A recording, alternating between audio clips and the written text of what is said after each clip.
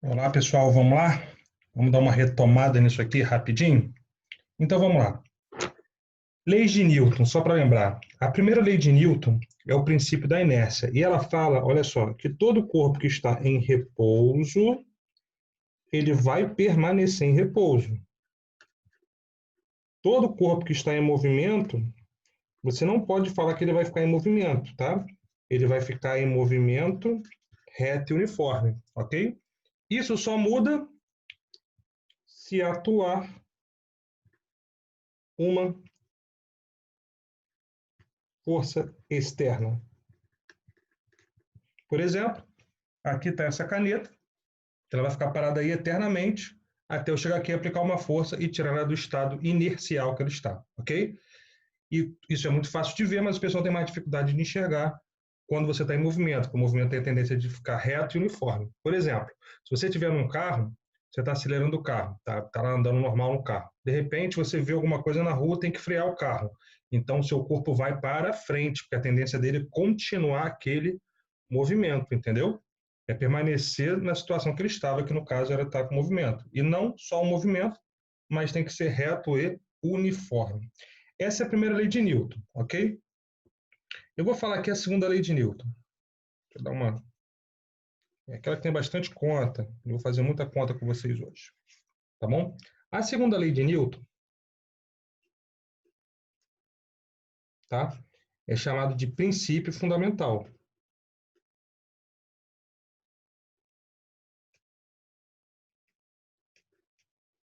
Ok? Então, deixa eu dar uma embelezada nisso aqui. É o princípio fundamental. E ele fala o seguinte, ó. Força resultante é a massa vezes a aceleração, tá? Força resultante é a resultante das forças que atuam no corpo. Então, eu posso ter várias forças, tá? E a resultante de todas elas é a minha força resultante, claro, beleza? Mas vamos lá. Presta atenção. Presta atenção no que eu vou falar agora. Quanto maior a força resultante, maior vai ser a aceleração.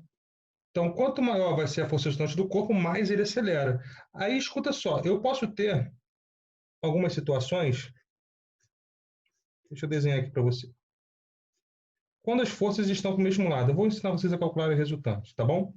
Vamos supor uma força de 3 newtons e uma força de 4 newtons. O que eu faço? Para encontrar essa resultante aqui, eu tenho que pegar o valor de uma força mais o valor de outra. Nesse caso aqui, né, a minha força resultante seria 3 mais 4. Essa caneta não está legal. Deixa eu ver se a outra ponta está. Então, essa força resultante aqui, ó, seria 3 mais 4, né? Seria 7. Ok? Agora, escuta. Se eu pegasse as forças e colocasse elas ao contrário, tipo, uma força 4 para cá e uma força 3 ao contrário, eu calcularia elas assim, força resultante seria F1 menos F2, não importando aqui quem é F1 e F2, tá? Aí, ó, seria 4 menos 3, ou seja, que daria 1. Então, escuta, essas duas forças aqui, ó, juntas, seria a mesma coisa que uma força de 7. Essas duas forças juntas aqui seria a mesma coisa que uma força de 1. Ok? Essa é a resultante. Aí, escuta, presta atenção. É muito importante você saber que quando eu faço o máximo e o mínimo, porque o máximo é quando eles apontam para o mesmo lugar, o mínimo é quando está apontando para o sentidos contrários. Eu posso te afirmar que a resultante entre 3 e 4 vai ser um valor sempre entre 1 e 7. Olha, como assim? Muita gente dá mole nisso aqui. A força resultante nesse exemplo que deu seria entre 1 e 7. Por quê? O máximo que pode dar é 7 quando eu somo e o mínimo quando eu somo é quando eu subtraio. Então, eu tenho certeza que se eu falar que a resultante entre 1 e 7 vale 5, é possível. Se eu falar que vale 3, é possível, porque está entre 1 e o 7, está dentro desse intervalo. Se eu falar que a força resultante entre 1 e 7 vale 9, não pode. Entre 1 e 7, não. Perdão. Entre 3 e 4. Se eu falar que a força resultante entre 3 e 4 vale 9, não pode. Porque qual é o intervalo de possibilidades? Entre 1 e 7. Intervalo possibilidade. Tá? Beleza? Aí, quer ver? Se eu colocasse essa força aqui, ó, formando 90 graus. 3 para cá, 4 para cá. Você faria a regra do paralelogramo. A resultante sairia aqui do meio. Tá? E para fazer essa resultante, com outra caneta, para fazer essa resultante, você faria como? Força resultante ao quadrado, igual a F1 ao quadrado, mais F2 ao quadrado. No caso, daria 3 ao quadrado, mais 4 ao quadrado. 3 ao quadrado, 9. 4 ao quadrado, 16. 9 mais 16, 25. E quando você tem quadrado de um lado, para o outro lado ele passa como uma raiz. E raiz de 25 dá 5. Foi o que eu acabei de falar para vocês. Ó. 5 é uma possibilidade para o resultado entre 3 e 4? 5 é, porque está entre 1 e 7. Quando cai exercício desse tipo, normalmente o aluno ele não sabe o que fazer, tá? E aqui eu estou te ensinando pela segunda lei como que você deveria fazer. Aí olha que interessante. Se esse cara aqui, vamos supor que ele está em movimento, e a força resultante, tá, dele é 0. Exemplo, ele tem uma caixinha puxando para um lado, com 10 newtons, e uma forcinha puxando para o outro com 10 newtons. Ou seja, a força resultante é 0. Se a força resultante é 0, esse cara não acelera. Se ele está em movimento, né, ele tem uma velocidade, porque ele está em movimento, ele permanece com a mesma velocidade, tá? Por que eu estou falando isso? Porque essa condição que eu falei é uma condição de equilíbrio. Então, ó, deixa eu anotar aqui embaixo para você. Vou anotar do lado de cá que é melhor. O que você precisa para ter equilíbrio? Uma coisa chamada somatório de momentos é igual a 0, mas você não aprendeu isso ainda. E a outra coisa é ter força resultante igual a 0. É o que você precisa para ter equilíbrio. E quando eu falo ter força resultante igual a 0, tem duas possibilidades.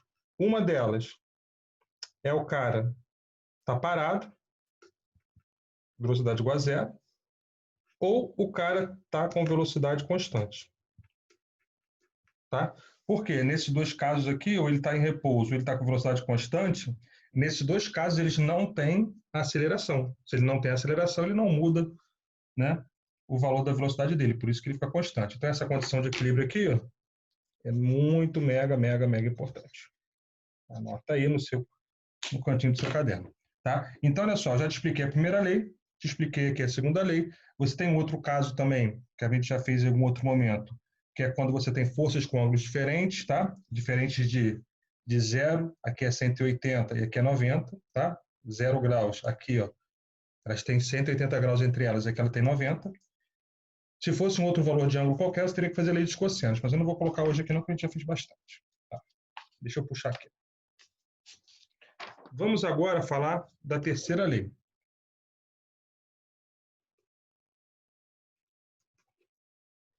Terceira lei.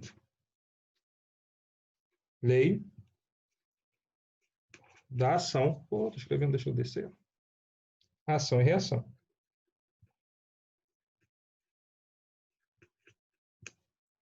Lei da ação e reação, ok? O que fala essa lei aqui? É muito importante. Deixa eu desenhar o bonequinho para gente poder entender.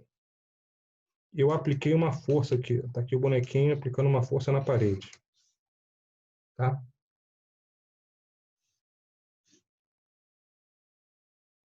Aqui o bonequinho, botei em cima de uma caixa aqui. Aplicando uma força na parede. Vou desenhar essa forcinha de azul. Ok? O que eu sei? Para toda ação, existe uma reação. Então, ó, vem com o titio aqui. Presta atenção. Para toda ação, vou anotar. Essa cai muita coisa teórica. Para toda ação, existe uma reação. Por isso que é o princípio da ação e reação. Aí, olha só. Presta atenção. Como é que é? Como é que funciona? Funciona assim. Essa reação, ok? ela tem que ter mesmo módulo. O que significa ter mesmo módulo? Ter mesmo valor. Por exemplo, vamos supor que essa força aqui vale 100. Ó, eu apliquei uma força de 100 na parede. Poxa, se eu aplicar uma força de 100 na parede, a parede não pode me aplicar uma força de 10 milhões, porque ela é maior. A força que está aqui é de 100 também. Beleza? Então, eu apliquei uma força de 100 na parede, a parede me respondeu com uma força de 100. Tá? Porque senão as pessoas acham que eles vão... Vamos supor, vamos pegar um garoto magrinho e vai empurrar um gordinho. Aí ele empurra o garoto magrinho, empurra o gordinho com força 10. Aí vocês acham que o gordinho, só porque é gordinho, mais forte, ele vai reagir com uma força de 1 milhão. Isso não acontece. Isso não acontece, tá? A relação de ação e reação não tem nada a ver com a massa, no caso aqui, tá? É com a resposta da ação que foi tomada. Então, ó, ela tem mesmo módulo, beleza? Mesma direção, ok? E essa força, ela tem o sentido contrário ao movimento. Então, ó, é muito importante. A mesma direção, quer dizer, tá vendo aqui? Ó, as duas estão na horizontal. Eu não posso aplicar uma força de 100 para cá e a parede me responder com uma força de 100 aqui para baixo. Isso não acontece, tá? Mesmo módulo, mesma direção e sentido contrário, ok? Mesmo módulo, mesma direção e sentido contrário. Vamos lá. Deixa eu falar de algumas coisinhas, algumas cositas mais aqui. A primeira coisa que eu quero falar é do peso, tá? Presta atenção. O que é o peso? O peso é uma força. O peso é uma força, tá? Então, vou botar aqui. É uma força. E você vai notar que força é essa. O peso é a força com que a Terra atrai o corpo. Então, vamos imaginar que aqui está a Terra. Se eu desenhar a caixinha aqui, vamos imaginar uma caixa na Terra qualquer. O peso é a força com que a Terra atrai o corpo. Gente, se eu empurro a parede me empurra. Se eu puxo uma corda, a corda me puxa. Se o corpo atrai a Terra, a lógica é a mesma. A Terra atrai o corpo. Então, a reação do peso está no centro da Terra, porque se a Terra atrai o corpo atrai a Terra. Não pode errar isso.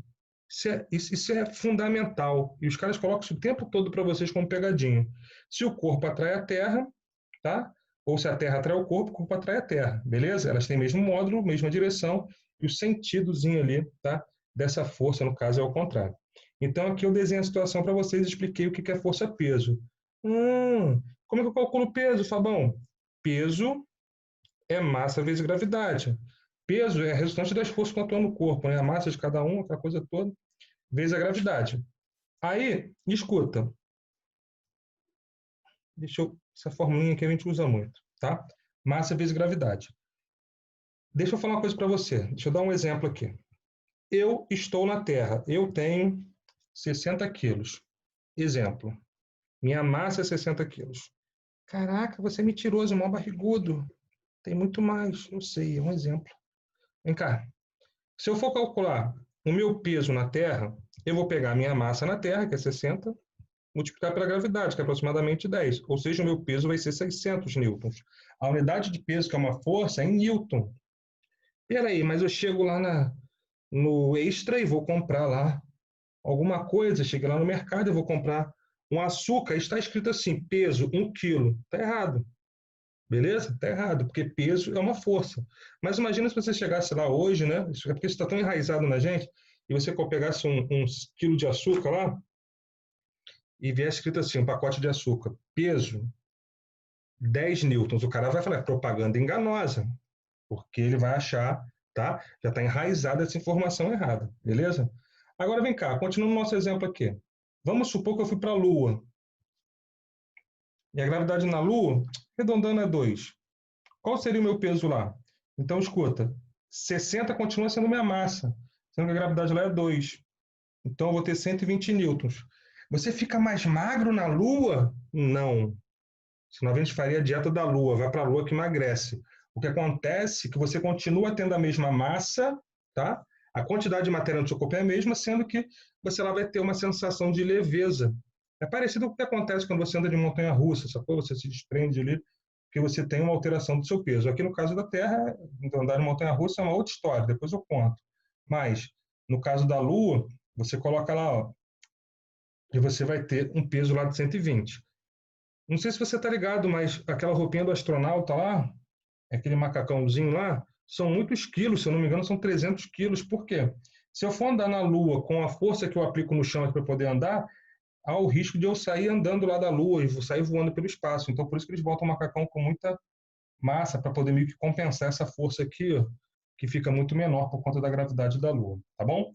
Então, olha só, já te expliquei o peso. O peso é uma força que sempre aponta para baixo, uma força vertical que sempre aponta para baixo, porque a Terra atrai o corpo, tá? Aí deixa eu tirar isso aqui. Se a Terra atrai o corpo atrai a Terra. Aí deixa eu te falar de uma outra força, que é sempre bem presente, que é essa aqui. Força normal.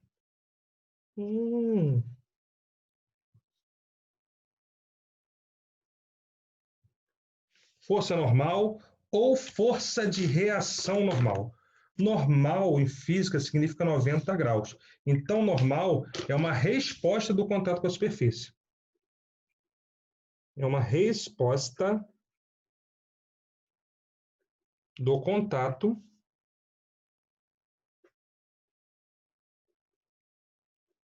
com a superfície. Ok?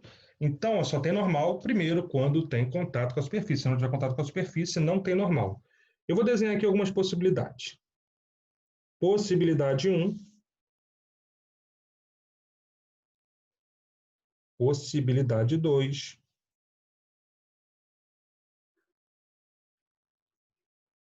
3. 4. Ok?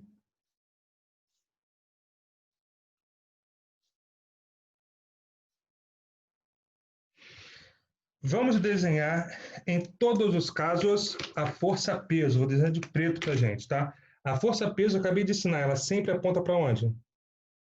Para baixo. Sempre. Isso nunca muda. Peso sempre para baixo. Peso sempre para baixo, ok?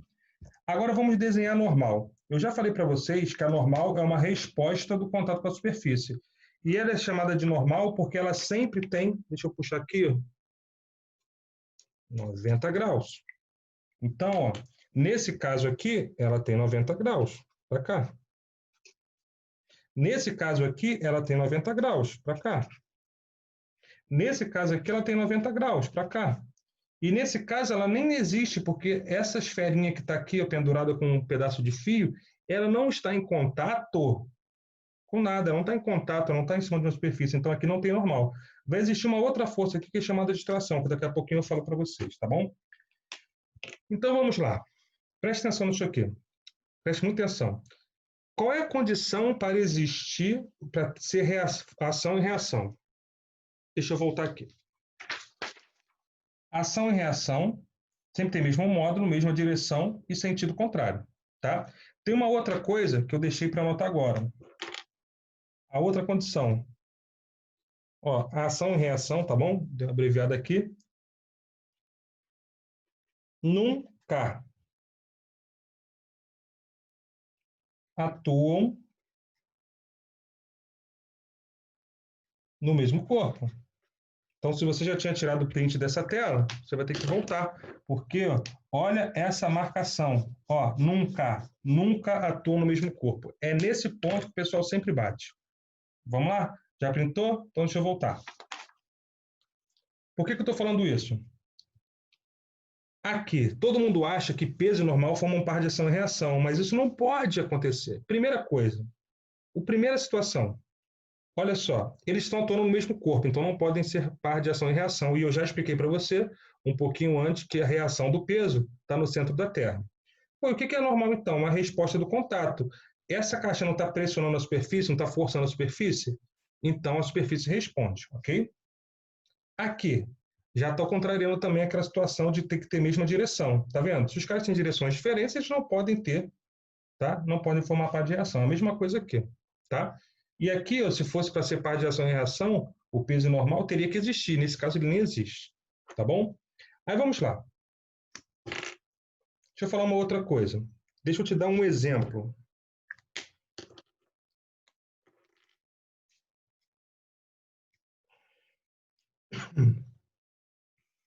Colocarei uma caixa aqui. Vou te falar que o peso da caixa vale 50 newtons, ok? Aí, se essa caixa tivesse paradinha, ninguém fizesse nada com ela, a normal também seria 50, porque quando está em repouso, o peso é igual ao normal, porque se ela está parada, é porque as forças se anulam. Então, a normal aqui teria que ter 50 também. Mas, eu cheguei aqui e coloquei minha bundinha em cima dessa caixa.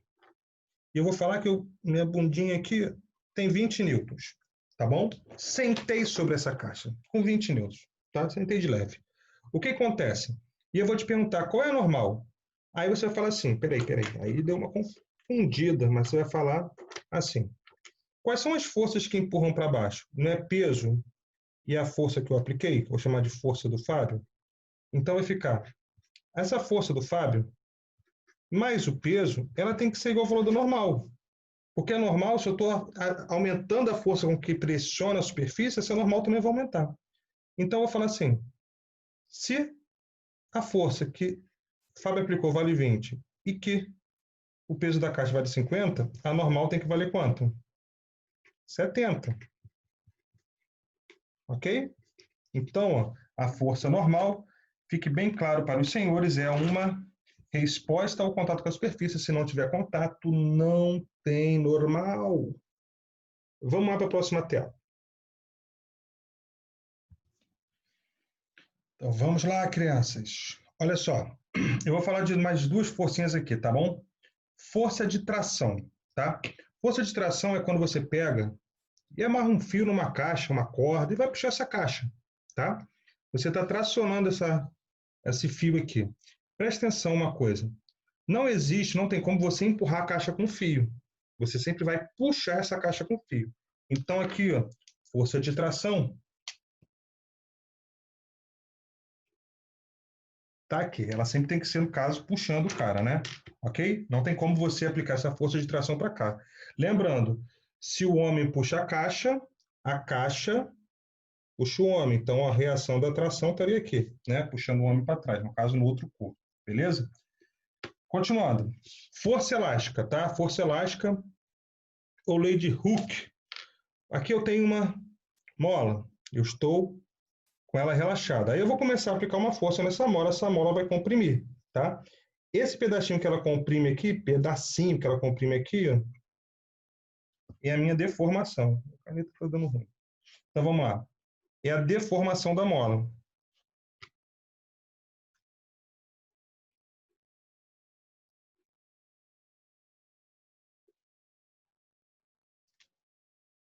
Deixa eu ver se aqui continua.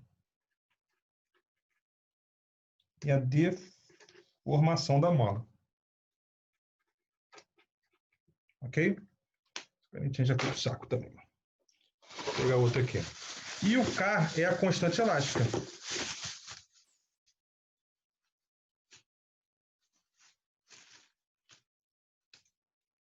Então, escuta. Cada material ele tem uma constante elástica. É muito mais fácil, por exemplo, eu comprimir em 1 metro uma mola de caneta do que comprimir uma mola de caminhão, tá? Então, o K é a constante elástica. Deixa eu botar aqui.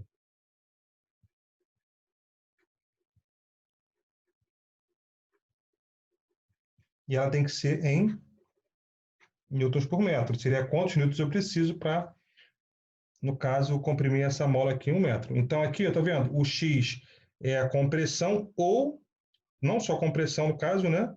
Mas se eu também esticar a mola, se eu aumentar o tamanho da mola, no caso, para o outro lado também, se eu puxar essa mola, tá bom? Então, aqui ó, é a força aplicada. Se eu aplico a força para cá, ó, a mola está empurrando ao contrário, né? A mola está me empurrando para cá. Então, aqui ó, é a força elástica. Tudo bem? Então, vamos lá. Falei de mais duas forças para vocês, a força de tração e a força elástica, tá? Vamos lá para o próximo desenho. Então, crianças, olhem para cá. força de atrito, tá? Força de atrito conhecido como FAT. Só para você entender, aqui, ó, eu estou com uma caixinha indo para cá, beleza? Aqui é o movimento dessa caixinha. Eu peguei aqui e ampliei para vocês essa imagem, no caso, o contato com elas aqui. O que acontece? A caixinha, ela não é perfeita, né? Ela tem irregularidades. Ela não é perfeitamente lisa. Então, o que acontece? Essas partezinhas aqui vão colidindo e criando uma força contrária à tendência de deslizamento. No caso, se a caixinha está indo para lá, a força de atrito está ao contrário. Presta atenção, a força de atrito, você não pode falar que ela é contrária ao movimento, tá? Ela é contrária à tendência de deslizamento. No caso aqui, ela está deslizando para frente, aí a força de atrito é para trás. Então, geralmente, ela vai estar para trás. Eu já vou falar os casos que ela não fica para trás. Aí, como é que você calcula FAT? FAT é o valor da normal vezes o valor de μ. Quem é μ? μ, essa letrinha estranha aqui, ó, é o nosso coeficiente de atrito. Olha, não é igual eu deslizar uma caixa numa superfície tipo um cimento lisinho e colocar uma caixa para deslizar, por exemplo, num lugar cheio de pedra, né? No asfalto, por exemplo, numa superfície lisinha, ela, no caso, deslizaria melhor. Então, vê se você entende. O μ está relacionado com quanto que tem de aspereza aqui. Quanto mais áspero for, maior vai ser o valor de μ, entendeu? E olha que detalhe bacana. Se eu jogar água aqui, por exemplo, a água vai encobrir essas imperfeições. Aí sabe o que acontece quando ela cobre essas imperfeições? O atrito fica menor, tá? Porque o coeficiente de atrito fica menor, tudo bem? E aí, falando em coeficiente de atrito, eu tenho que te explicar dois coeficientes que existem. Deixa eu desenhar um gráfico aqui para a gente poder entender. Tá? Vem cá.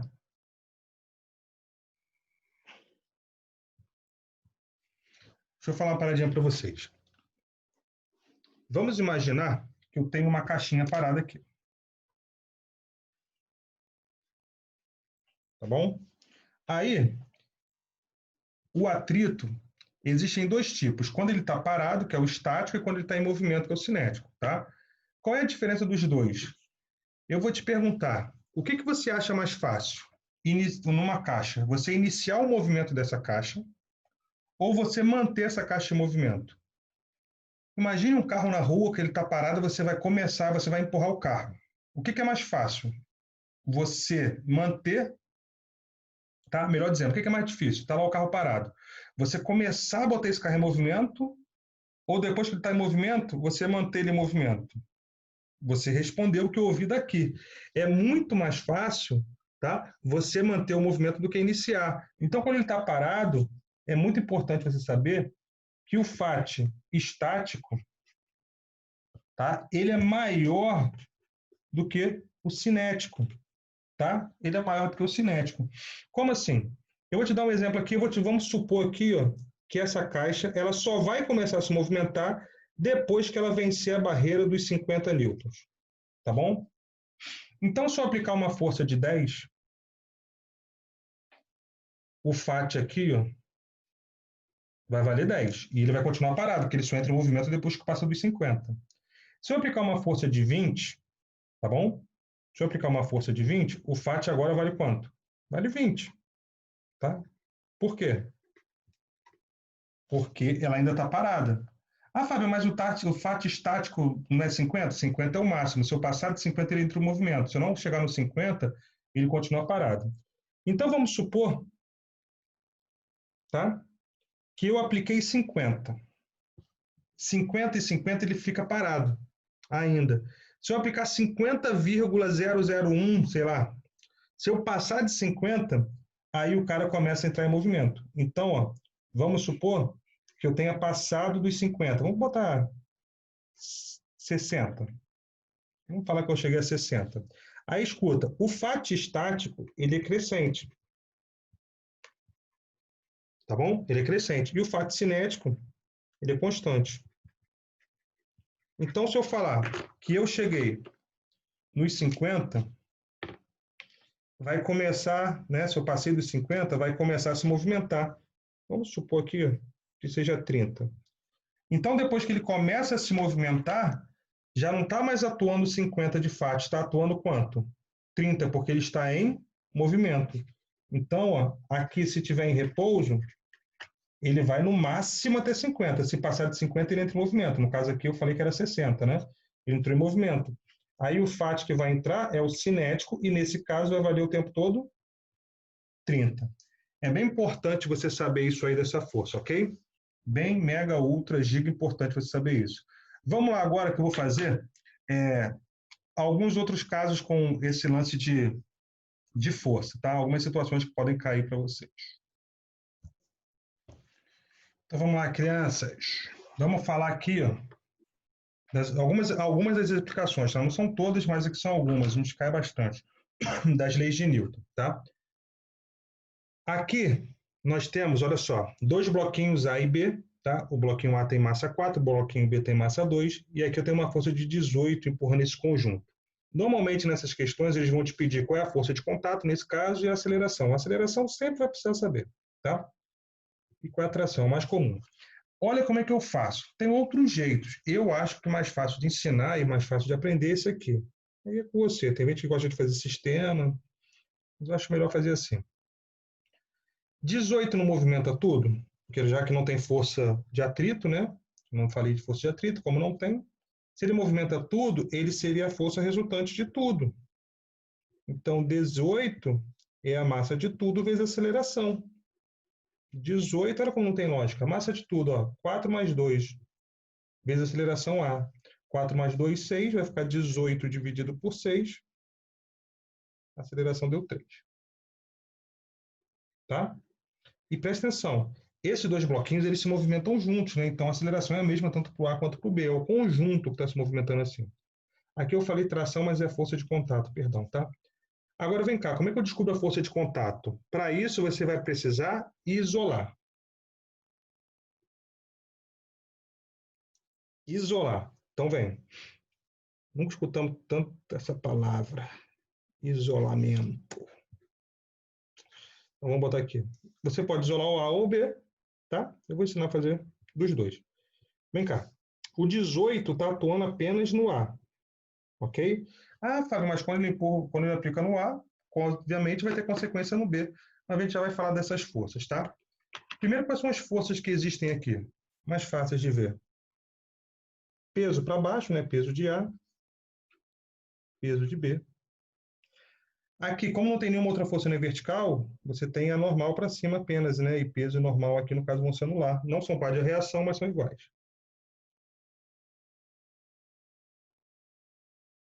Então, eu vou cortar aqui, beleza? Cortei. Agora, vem cá. O corpo A, ele tem contato com o corpo B. Então, o corpo A está pressionando o corpo B. Então, olha aqui. Essa força é a força de contato. Se o corpo A empurra o corpo B, obviamente que o corpo B vai retornar e vai empurrar o corpo A. Tá bom? Então, ó, eu tenho aqui o meu par de ação e reação. O corpo A empurrando o corpo B e o corpo B respondendo empurrando o corpo A. Aí eu posso fazer isso aqui de duas formas. Ou você pega o primeiro corpo ou você pega o segundo. Vem cá. Se eu pegar o corpo B, já que normal e peso se anulam, eu vou poder falar que a força de contato é a única força que atua em B. Então, a força de contato é a resultante de B, tá bom? Porque é a única força. Não entendeu? Volta o vídeo aí. Olha só, essas forças normais, normal e peso, elas se anulam. Então, a única força que vai atuar aqui para movimentar é o peso, é a força de contato. Se ela é a única força para poder movimentar, ela é a resultante. Então, ó, mas ela é resultante só do B, porque aqui eu só estou analisando o B. Analisa o A, claro. 18, que está para lá. Se o bloco está indo para lá, é 18 menos FC, sacou? É sempre para o lado que está indo menos o lado contrário. 18 menos FC é a força resultante de quem? Do A, porque a normal de A e peso se anulam também. Então aqui eu fiz para B e aqui eu fiz para A. O B vai ficar mais fácil nesse caso, tá? Massa de B vezes aceleração. Massa de B vale 2, está escrito aqui em cima. A aceleração vale 3, deu 6, tá? Essa aqui seria a força de contato dos dois. Então, ó, a aceleração deu 3. Eu errei aqui na hora de escrever. Beleza? E a força de contato deu 6. Aí, se eu fizesse com o corpo A, ia dar a mesma coisa? Claro! Olha só. 18 menos Fc é a massa de A vezes a aceleração. Pode chamar bonitinho. Fc, quero descobrir, quanto que vale a massa de A? 4, muito bem. Quanto que vale a aceleração? Que a gente acabou de achar. 3. 4 vezes 3, 12. Então vai ficar 18. Eu vou passar o 12 para lá, sacou? Ele fica menos 12. E o FC eu vou passar para o lado de lá. Vou trocar os lados, né? 18 menos 12 dá 6. Então a força de contato dá 6. Caraca, deu a mesma coisa. Claro que tem que dar a mesma coisa, porque forma um par de ação e reação, tá? Acho que esse é o caso mais clássico que tem de cair desse jeito. Pausa o vídeo, dá uma printada e vamos para a próxima.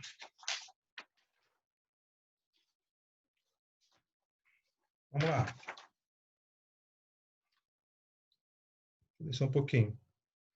E quando você tem um corpo puxando o outro? De novo, ó, o que eu vou pedir aqui? Eu vou pedir a aceleração, tá? E nesse caso aqui eu vou pedir a tração. Aqui sim a tração, porque ó, eu tenho o cara está puxando pelo corpo B e eu tenho o corpo A aqui, ó, e o corpo B sendo puxados aqui pelo fio. Então, se o corpo B puxa o corpo A, obviamente o corpo A puxa o corpo B, tá bom? Então, essas trações aqui, par de ação e reação. Vamos analisar com o titio aqui. Se eu fosse calcular a aceleração, como é que eu vou fazer? 21 não puxa tudo, filhão? Se 21 puxa tudo, ele é a força resultante de tudo. Eu acho melhor fazer assim do que fazer sistema. Se 21 puxa tudo, é a massa de tudo vezes aceleração. Quem é a massa de tudo? 5. Quem é a aceleração? 2. Oh, quem é a massa de tudo? 5 mais 2. Quem é a aceleração? Que eu quero saber. 21.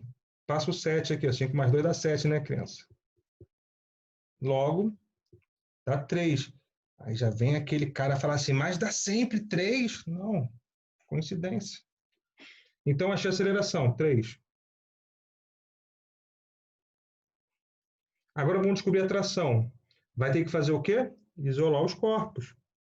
Se você usar o corpo A, tu vai achar uma resposta, o corpo B o outro. Eu sempre vou usar o que tem menor número de forças. Então, aqui, peso de A, normal de A. Peso de B, normal de B. Tranquilo? Então, vem cá. Se eu for pegar o corpo A, de novo, normal e peso vão se anular. Então, só vai ter quem? Tração. Então, tração vai ser a força resultante de A. E se eu pegar o corpo B? Preciso fazer com os dois? Não. Vai fazer com o mais fácil. Se eu pegar o corpo B, vai ficar 21, porque isso aí que está indo para a direita, né? Menos tração, é a força resultante de B. Então, olha só. Força resultante de A. Massa de A vezes aceleração. Quando eu penso em tudo, eu uso massa de tudo. Quando eu penso em A, eu uso só massa de A. Entendeu, estranho? Vamos lá. 5. A aceleração, achamos ali, deu 15. Oh, deu 3, então, tração dá 15. O cérebro está muito rápido. E aqui, 21 menos tração, é a força resultante de B, que é a massa de B, vezes a aceleração. Quem é a massa de B? 2. Quem é a aceleração? 3. Então vai dar 6, passa para o outro lado, né? 21 menos 6, e passa a tração para o outro, vai ficar positivo. 21 menos 6 dá 15. Caraca, Liz! Caraca, Liz! Deu a mesma coisa. Claro que tem que dar a mesma coisa, porque forma um par de ação e reação. Vamos para o próximo exemplo.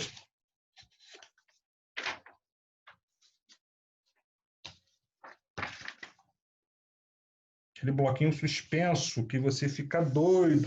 Olha, presta atenção, nos dois outros exemplos que nós demos aqui, você tem uma força externa aqui que está puxando o cara, está botando o cara em movimento. 21, aqui o 18, não é isso?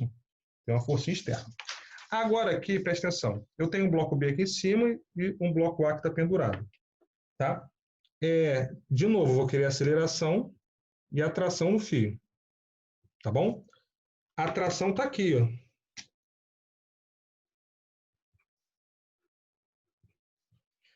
Tá, beleza. Quais são as outras forças que atuam? Aqui, ó,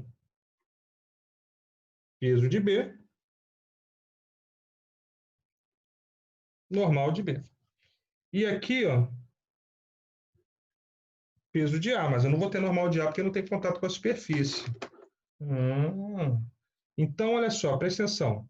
Olha o que eu vou pensar. Qual é a força responsável de todas essas aqui para botar o cara em movimento? Normal e peso aqui se anulam, né? E tu não vai me falar que esse 80, imagina só, você pendura esse cara aqui, outro de 20 aqui, e tu acha que só porque esse cara é maior, isso aqui vai puxar a caixa para cima. Jesus, se eu ver isso, eu corro, porque não está sozinho, não. Não tem como, tá? Se eu pendurar isso aqui, poderia ser, se não tivesse atrito, poderia ser 1 tonelada e eu ter uma formiga aqui, que essa formiga, em algum momento, vai botar aquele cara em movimento se não tivesse atrito, tá? Então, olha só, quem vai colocar em movimento é o peso de ar, que vale 20? Não, vale 20 vezes 10, né? Vale 200, ok? Então, o que eu vou fazer? Peso de ar, ele movimenta tudo. Nesse exemplo, foi ele que puxou a galera toda. Então, peso de ar é a força resultante de tudo. Ou seja, massa vezes gravidade, né, de ar, é a massa de A mais massa de B, vezes a aceleração que eu quero descobrir. Posso cortar? Não pode. Tem um sinalzinho de marca que não deixa isso acontecer. Então, ó, 20 vezes 10, que vai dar aquele 200 que eu te falei. 20 mais aquele 80 do B, vezes A. Então, 200 é igual a 100 vezes A. Corta esses zeros todos aí, a aceleração vai dar 2 metros por segundo ao quadrado. Ok? Então, achei a aceleração. E para achar a tração? De novo, ou você pega pelo corpo B ou você pega pelo corpo A. Se eu pegar pelo corpo B, vai ficar tração é a única força que atua em B, porque peso normal aqui se anula. Tração, que eu quero descobrir, é a massa de B vezes a aceleração, que vale 80 vezes a aceleração que eu acabei de achar que vale 2, que dá 160. Tá, mas eu gosto de dificuldade, eu gosto de desafio. Se eu pegasse o corpo A, o cara não está descendo, então o peso de A é maior. Peso de A menos tração é a força resultante de A. Peso de A vale 200, não é isso? Vale 200, é. A tração não sei. E a força resultante de A vai dar massa de A, que vale 20, vezes a aceleração, que vale 2. Tá bom? 20 vezes 2 vai dar 40. Vou passar para o outro lado. Vou passar a tração para o outro. Vou mudar de lado aqui, esses dois carinhas aqui. Tá? Então, tração vai dar 200 menos 40, 160. Caracoles! É ninja, hein? Mole. Vamos para o último caso. Último caso que eu vou dar, né? Porque eu posso colocar vários outros casos aqui. Tá bom? Isso aqui são algumas possibilidades, aquelas mais comuns. Você não tem como errar. Tá bom? Então vamos lá. E aqui?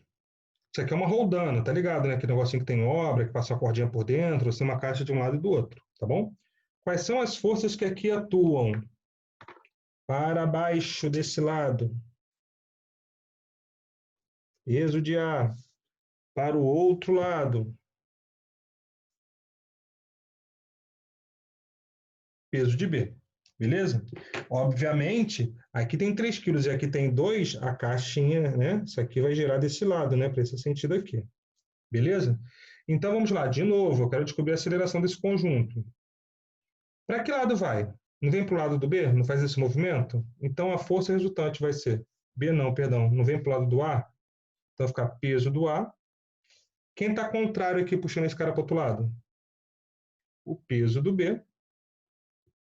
Isso é a força resultante de tudo.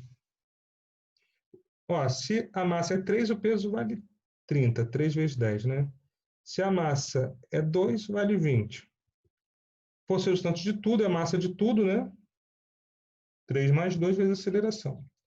30 menos 20 dá 10. Isso é igual a 5 vezes A. Ok? Então, eu vou pegar 10 dividido por 5. A aceleração vai dar 2. Tranquilo até então? Vamos continuar. Vamos continuar. Eu agora quero descobrir a tração. Tá? Aqui não tem normal, porque não tem contato com superfície. Essas trações são iguais, têm o mesmo valor. Tá? Tem sentidos contrários aqui no caso. Se eu pegar pelo corpo A, você não precisa pegar pelos dois. Eu peguei pelos dois o tempo todo só para explicar. Se eu pegar pelo corpo A, vai ficar peso de A menos tração. Por que peso de A menos tração? Porque o A está descendo. Tá? Peso de A menos tração é a força resultante de A. Se eu pegar pelo B, esse cara não está subindo, então vai ser tração menos peso de B. É sempre para onde está indo, menos que está ao contrário. Peso de A, 30, né? Menos tração, é a força resultante de A, que é a massa de A, que vale 3, né? Vezes a aceleração que a gente acabou de achar aqui, 2. Que vai dar 3 vezes 2, 6. Vou passar para o outro lado, vai ficar menos 6. E a tração vou passar para lá. Então, quanto que dá a tração? 24. E se você pegar pelo B, vai dar 24? Se não der, filho, deu ruim. Quanto que é o peso de B? 20. 2 vezes 10, né? 2 de gravidade, 20. Quanto que vale a força resultante de B? A força resultante de B vale a massa 2 vezes a aceleração, que é 2 também. Então, 2 vezes 2, 4. Passo 20 para o outro lado. 24. Caraca, tu é fera. Vamos lá, crianças. Tá aí, tá? Não deixem de fazer os exercícios propostos. Um beijo.